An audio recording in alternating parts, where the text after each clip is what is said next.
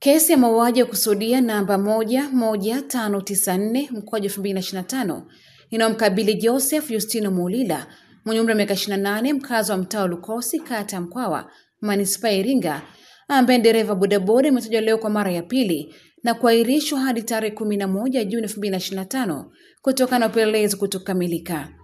Mtuhumiwa Joseph anakabiliwa na shtaka la kumuua mtoto wake wa kiume Timothy Joseph Mulila mwenye umri wa miaka 6, na kesi hiyo ilitajwa kwa mara ya kwanza katika mahakama ya wilaya ya Iringa mnamo Mei 14, 2025.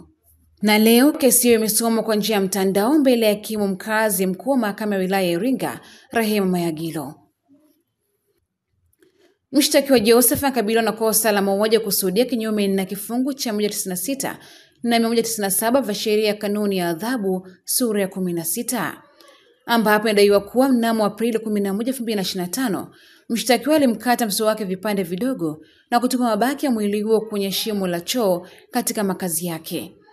Hata hivyo, mtuhumiwa ataendelea kusalia mahabusu kwa kuwa kosa hilo lina dhamana kwa mujibu wa kifungu cha 148 kifungu kidogo cha 5 A na I cha sheria ya mwenendo wa makosa jinai sura ya 20.